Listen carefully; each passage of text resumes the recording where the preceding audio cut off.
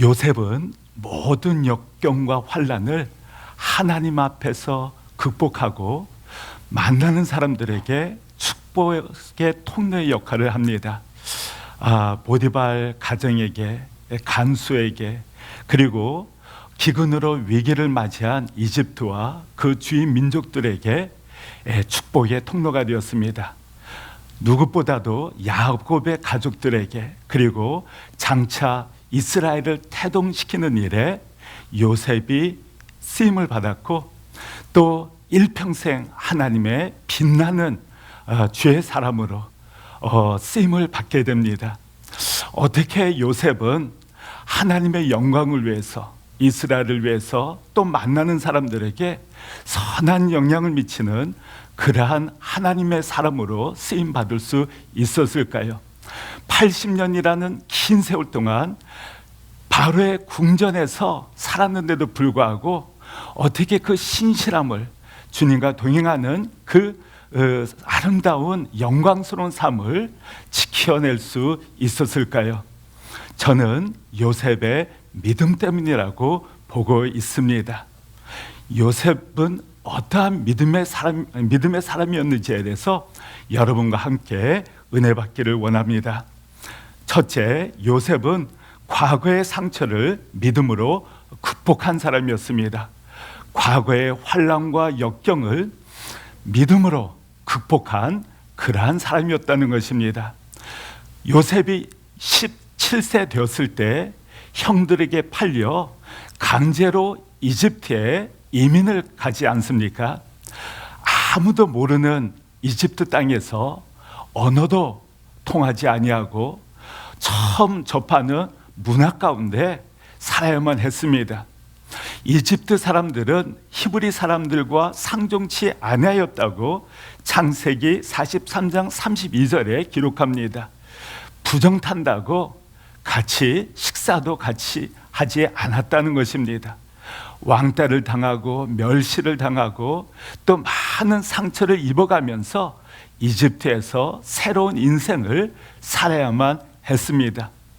그는 이집트의 삶이 너무 고통스러웠다고 그의 두 아들들의 이름을 통해서 밝히고 있습니다. 창세기 41장 51절과 52절에 이렇게 기록합니다. 요셉이 그 장자 이름을 므낫세라 하였으니 하나님이 나로 나의 모든 고난과 나의 아비의 온 집 일을 잊어버리게 하셨다며, 차자의 이름을 에브라임이라 하였으니 하나님이 나로 나의 수고한 땅에서 창성하게 하셨다 하였더라. 므낫세라는 이름은 하나님께서 나의 모든 고난, 고통을 잊게 하셨다는 것입니다. 형들에게 배신당하고 팔려 이집트에서 종으로서 힘겹고 어려운 인생 여정을 걷게 되었는데 그 모든 아픔을 주님께서 잊게 하셨다는 것이 바로 므낫세라는 이름의 뜻입니다. 그리고 에브라임이라는 이름은 It is because God has made me fruitful in the land of my suffering. 이집트는 요셉에게 있어서 the land of my suffering, 고난의 땅이었다라고 표현을 합니다. 그의 아들의 이름을 이 고난의 땅에서 나를 번성케 하셨다, 성공케 하셨다, 그렇게 이름을 지을 정도로 이집트의 삶은 고달프고 힘겹고 환난의 나날들을 보내야만 한 그러한 고통의 시간이었다는 것입니다. 그런데 그가 28살이 되던 해 이집트에 17살 때 팔렸는데 11년 후 형들과 재회를 하게 됩니다. 곡물을 사러 온 형들을 만나게 되는데 요셉이 형들에게 제가 바로 당신의 동생 요셉입니다 라고 밝혔을 때 형들이 두려워하지 않습니까? 요셉이 복수하겠구나, 우리를 치겠구나, 그동안 원수를 갚겠다고 벼르고 벼른 그날이 왔구나라고 요셉 앞에서 떨지 않습니까? 그때 요셉이 형들에게 말한 말씀이 창세기 45장 5절과 8절에 기록되어 있습니다. 창세기 45장 5절에 보면 당신들이 나를 이곳에 팔았으므로 근심하지 마소서, 한탄하지 마소서. 하나님이 생명을 구하시려고 나를 당신을 앞서 보내셨나이다. 8절, 그런즉 나를 이리로 보낸 자는 당신들이 아니요 하나님이시니라. 요셉은 형들에게 이곳에 보내신 분은 형들이 아니라 하나님이십니다. 우리 가족들을 구원하시기 위해서 하나님께서 보내신 것입니다. 형들이 팔았으므로 나를 배신하였다고 두려워하지 마십시오. 근심하지 마십시오. 제가 오히려 형들과 형들의 자녀들을 책임지겠습니다. 이렇게 요셉은 고백합니다. 그는 과거의 상처, 과거의 아픔이 현재를 불행하게 만드는 불행의 통로로 사용하지 아니하고 그 사슬을, 과거의 상처, 아픔을 하나님의 믿음으로 끊고 차단시키고 오히려 과거의 아픔을 축복의 통로로 쓰임받았다는 것을 볼 수가 있습니다. 여러분들은 어떠십니까? 과거에 있었던 그 아픔과 상처, 실패, 그리고 여러분들에게 상처를 주었던 그 사람들로 인해 현재가 불행하십니까? 아니면 그 사건을 통해 오히려 그리스도 안에서 성숙하게 되고 주님께 쓰임받는 축복의 통로로 쓰임받고 계십니까? 하나님께서는 믿음으로 과거의 상처를 극복할 뿐만 아니라 다른 사람들을 섬기는, 그 아픔과 고통을 겪고 있는 그분들에게 그리스도의 복음을 전하고 그리스도의 사랑을 전할 수 있는 그러한 아름다운 그릇으로 빚어져야 한다고 말씀합니다. 어떤 분은 우리 부모님이 내가 공부를 할 때 조금 더 힘있게 지원해 주셨으면 내가 좀 더 나은 생활을 할 수 있었을 텐데, 더 좋은 직장을 얻을 수 있었을 텐데, 또 어떤 분은 내가 처음 이민 왔을 때 그 사람을 만나지 않았더라면은 내가 더 행복한 이민 생활을 할 수 있었을 텐데, 여러 사람들을 떠올리면서 원망하며 불평하며 또 불행하게 살아가는 분이 계십니다. 어렸을 때 나에게 상처를 주고 나를 무시하고 왕따시킨 그 친구가 계속 떠오르면서 그 사람을 생각할 때마다 마음속에 분노가 치밀어 올라 막 기뻤다가도 어둠이 찾아오는, 그리고 그 하나님 앞에 감격적으로 예배를 드리고 기도하며 나가야 되는데 슬픔을 이기지 못하고 이렇게 무너져 내려있는 그러한 여러분 자신을 혹시 발견할 때가 있지 않습니까? 주님 안에서 요셉처럼 하나님께서 모든 아픔을 잊게 하시고 이제는 하나님께서 영광스러움으로 나를 인도하고 계신다, 하나님께서 함께 하신다는 그 믿음으로 승리해 나가시면 좋겠습니다. 하나님께서는 고난 가운데 하나님의 목적이 있다라고 말씀을 하십니다. 시편 105편 17절, 18절, 19절에 보면 이렇게 기록합니다. 시편 105편 17절입니다. 한 사람을 앞서 보내셨으며 요셉이 종으로 팔렸도다. 그 발이 착고에 상하며 그 몸이 쇠사슬에 매였으니 곧 여호와의 말씀이 응할 때까지라. 그 말씀이 저를 단련하였도다. He sent a man before them, Joseph, sold as a slave. They bruised his feet with shackles. His neck was put in irons, till what he foretold came to pass, till the word of the Lord proved him true라고 되어 있습니다. 하나님께서 목적을 가지시고 요셉을 먼저 이집트의 슬레이브로, 노예로 팔려가게 하셨다는 것입니다. 쇠사슬에 묶여서 질질 끌려가든 강제로 이집트로 끌려가는 그러한 요셉의 모습이 이렇게 묘사되어 있지 않습니까? 그러나 하나님께서는 목적이 있으셨다.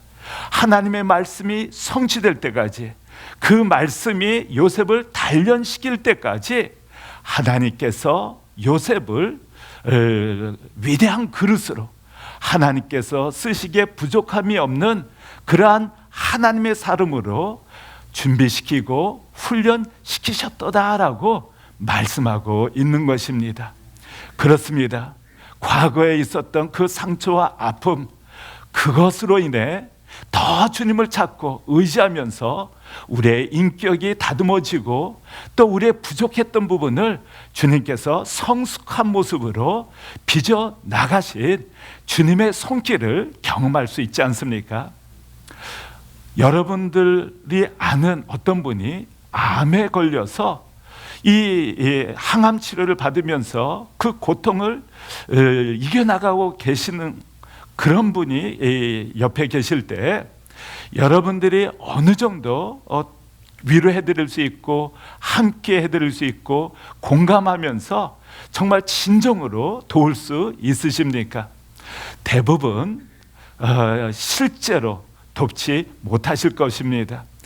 마음으로는, 생각으로는, 지식적으로는 함께하고 위로해드리고 격려해드리고 기도해드릴 수는 있어도 정말 그들의 아픔을 공유하면서 함께 눈물을 흘리면서 그 아픔을 같이 나눌 수는 없다는 것입니다. 왜? 그분들의 아픔을 겪어보지 못했기 때문에 그렇습니다. 그 항암 치료를 받고 그 고통을 극복한 사람만이 그분들의 아픔을 정말 절실히 느끼며 같이 해드릴 수 있다는 사실입니다.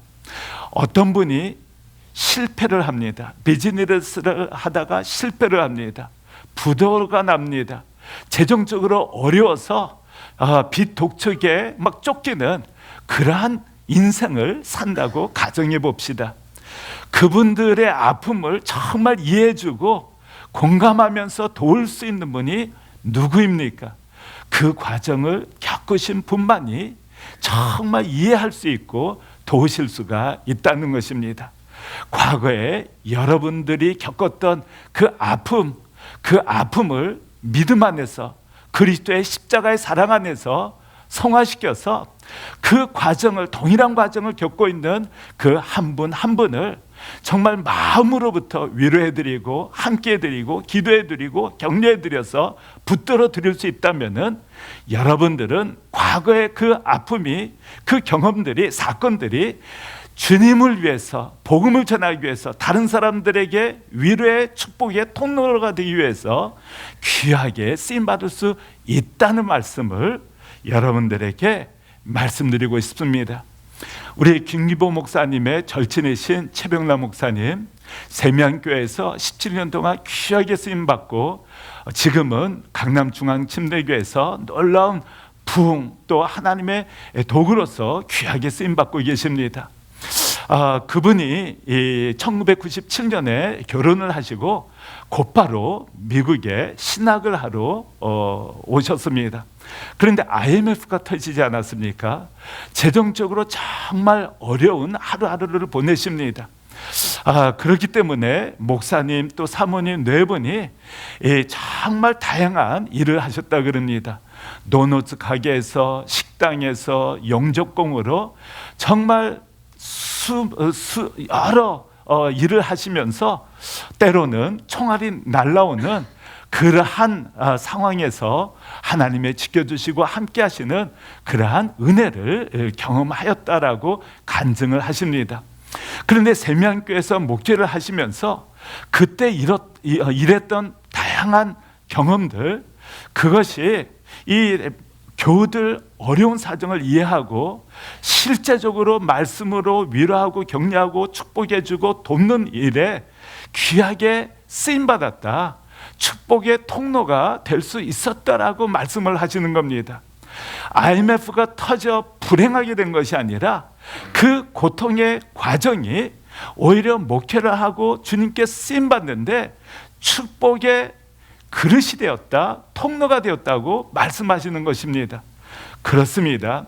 과거를 오히려 믿음 안에서 바라보고 하나님 안에서 성화시켜서 주님을 위한 도구로, 툴로, 통로로 쓰임받게 됐다면 과거가 축복이 될 수 있다라는 말씀을 여러분들에게 강조하고 싶습니다.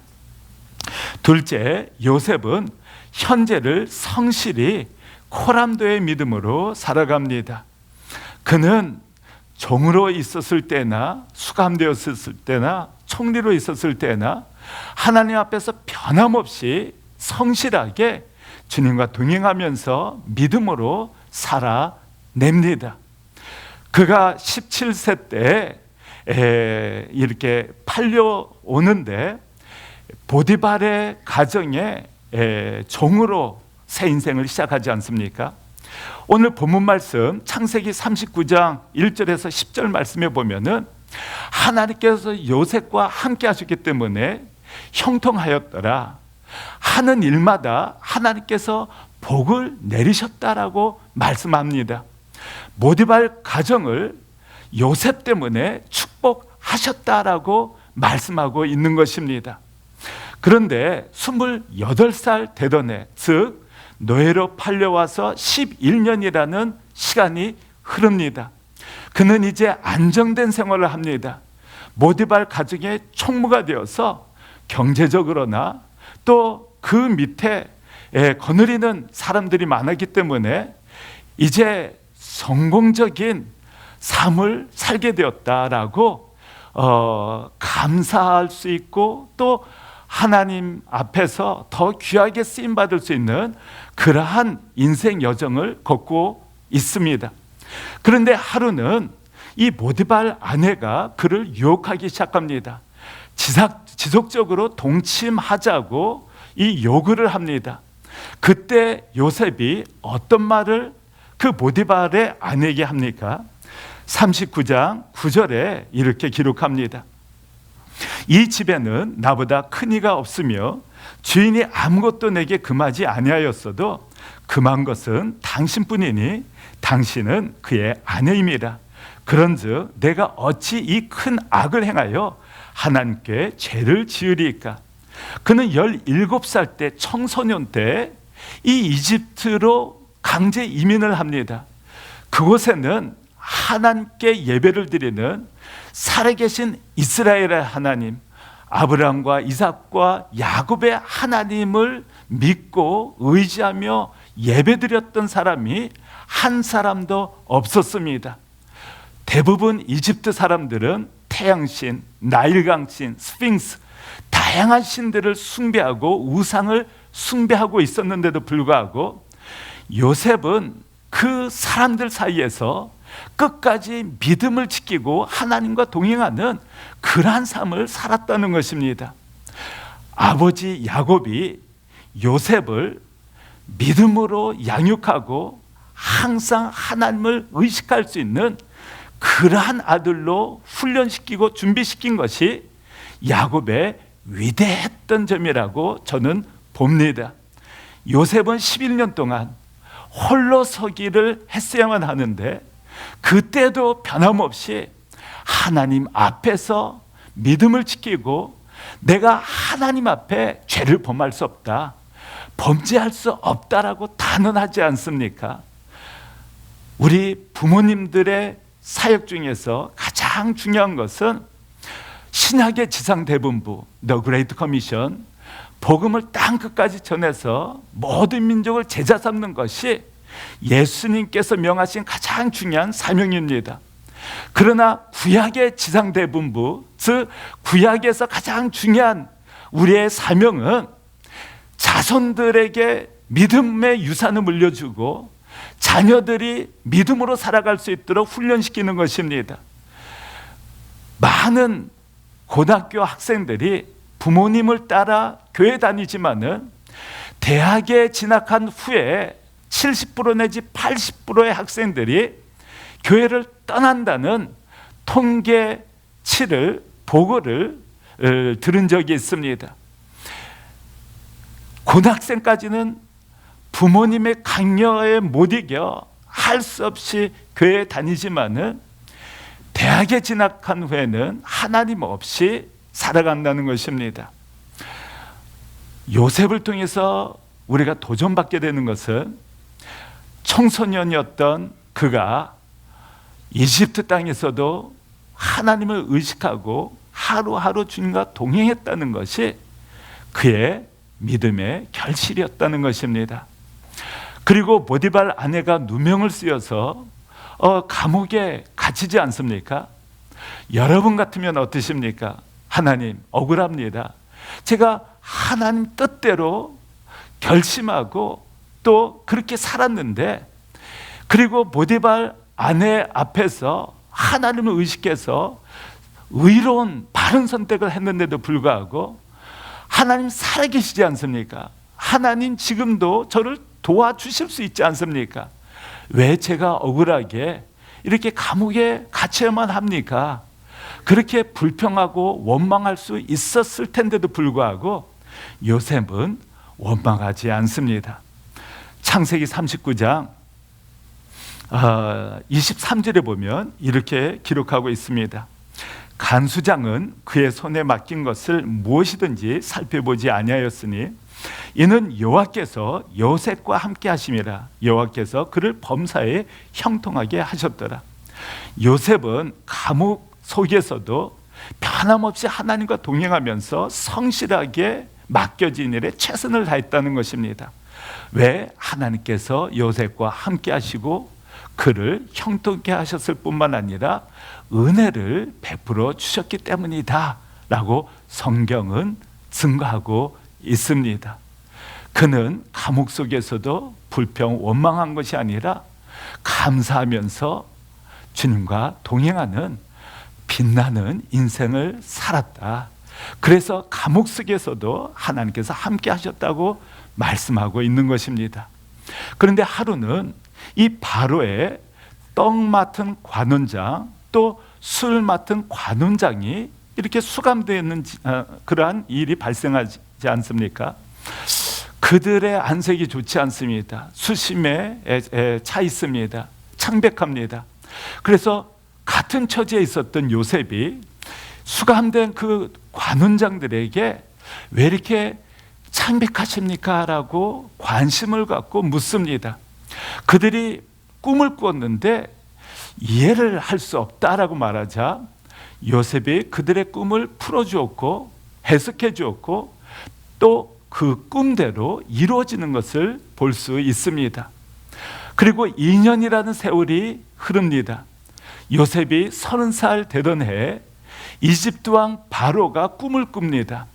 그때 요셉이 그의 앞에 불려지고 바로의 꿈을 해석해 줌으로 말미암아 일약 당대 가장 막강한 강대국이었던 이집트의 총리의 자리에 오르지 않습니까? 중요한 것은 그가 만약 감옥 내에서 불평하고 원망하고 자기 신세를 한탄하면서 왜 내가 감옥에 갇혀야만 하느냐, 억울하다고 하나님 앞에 불평 원망만 하나님께 아뢰고 주저앉고 있었더라면은 아마 창백해 있는 관원장들의 얼굴이 그에게 들어오지 않았을 겁니다. 그러나 그는 같은 처지에 놓였던 관원장들에게 관심을 갖고 제가 도와드리고 싶습니다. 왜 이렇게 창백하십니까? 즉 자기 자신, 이기적인 자기중심적인 삶을 사는 것이 아니라 다른 사람들을 배려하고 돕고자 하는 그런 마음이 있었다는 것입니다. 그가 관원장들을 도우려고 관심을 갖고 다가갔을 때 꿈을 해석하게 되었고 그것이 계기가 되어 이집트 총리가 되었다는 것입니다. 하나님께서 감옥 가운데서도 함께 하시고 인도하셨다는 것입니다. 우리의 과거의 아픔이 우리가 불평하고 원망하면은 그냥 그걸로 인해서 주저앉게 되고 불행한 인생을 살 수 있지만은 오히려 감사함으로 믿음 안에서 주님 바라보고 달려나갈 때 그것이 계기가 되어 오히려 형통케 되는 하나님의 역사, 기적을 경험할 수 있는 놀라운 축복의 통로가 된다는 것을 요셉을 통해서 우리는 발견할 수가 있습니다.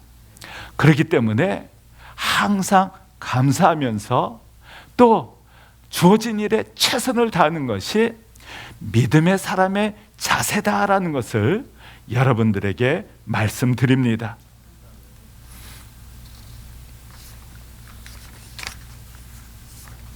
그리고 세 번째, 요셉은 하나님의 약속을 믿고 미래를 바라보며 살았다는 것입니다. 그는 과거를 믿음의 시각으로 바라봤을 뿐만 아니라 현재를 하나님 앞에서 성실하게 하루하루 동행했을 뿐만 아니라 하나님의 약속을 붙들고 미래를 향해 달려나갔다는 것입니다. 다 같이 창세기 50장 24절과 25절 말씀을 보겠습니다. 창세기 50장 24, 25절 말씀 다 같이 합독하겠습니다. 시작. 요셉이 그의 형제들에게 이르되 나는 죽을 것이나 하나님이 당신들을 돌보시고 당신들을 이 땅에서 인도하여 내사 아브라함과 이삭과 야곱에게 맹세하신 땅에 이르게 하시리라 하고 요셉이 또 이스라엘 자손에게 맹세시켜 이르기를 하나님이 반드시 당신들을 돌보시리니 당신들은 여기서 내 해골을 메고 올라가겠다 하라 하였더라. 요셉이 110세 때에 임종을 맞이합니다.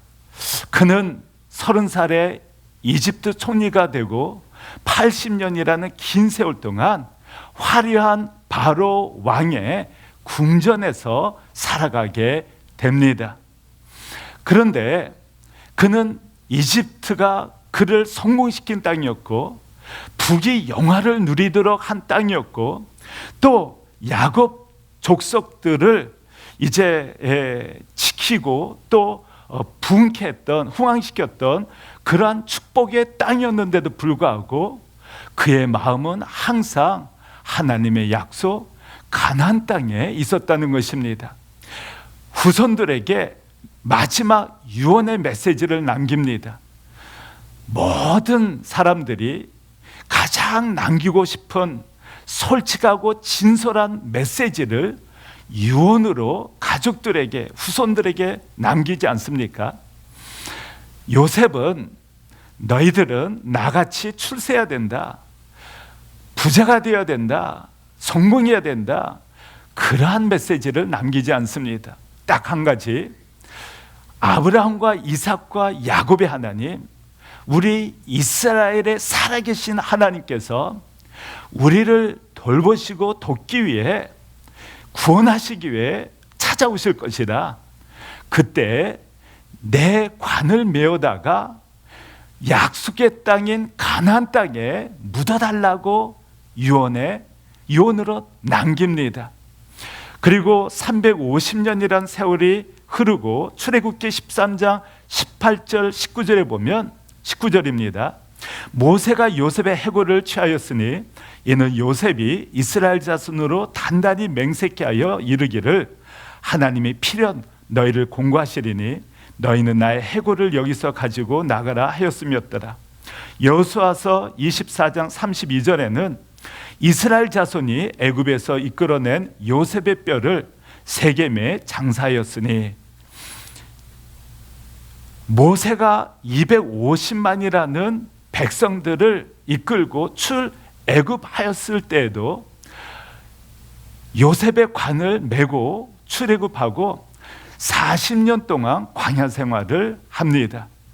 그리고 여호수아가 모세의 뒤를 이어 이스라엘 백성들을 이끌고 요단강을 건너 가나안 땅을 정복하는 그 전투 상황 때도 이 요셉의 관을 메고 전투를 치렀다는 것입니다. 그리고 세겜 땅에 요셉의 관이 매장되지 않습니까?